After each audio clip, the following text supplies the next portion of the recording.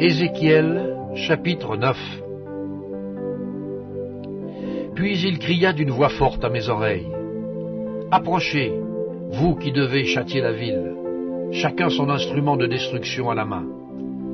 Et voici, 6 hommes arrivèrent par le chemin de la porte supérieure du côté du septentrion, chacun son instrument de destruction à la main.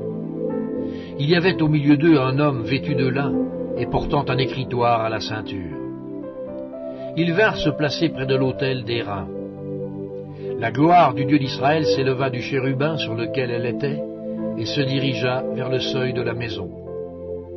Et il appela l'homme vêtu de lin et portant une écritoire à la ceinture. L'Éternel lui dit, « Passe au milieu de la ville, au milieu de Jérusalem, et fais une marque sur le front des hommes qui soupirent et qui gémissent à cause de toutes les abominations qui s'y commettent. » Et, à mes oreilles, il dit aux autres, « Passez après lui dans la ville, et frappez, que votre œil soit sans pitié, et n'ayez point de miséricorde.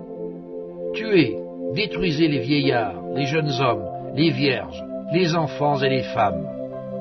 Mais n'approchez pas de quiconque aura sur lui la marque, et commencez par mon sanctuaire. » Ils commencèrent par les anciens qui étaient devant la maison. Il leur dit, « Souillez la maison, et remplissez de morts les parvis.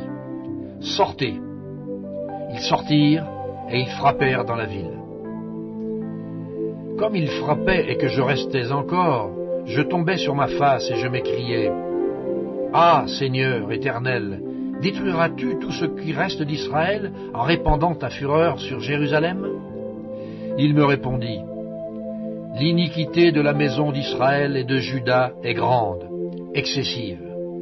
Le pays est rempli de meurtres. La ville est pleine d'injustice, car ils disent, « L'Éternel a abandonné le pays, l'Éternel ne voit rien.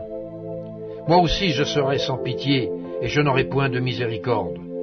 Je ferai retomber leurs œuvres sur leurs têtes. » Et voici, l'homme vêtu de lin et portant une écritoire à la ceinture rendit cette réponse. « J'ai fait ce que tu m'as ordonné. » Ézéchiel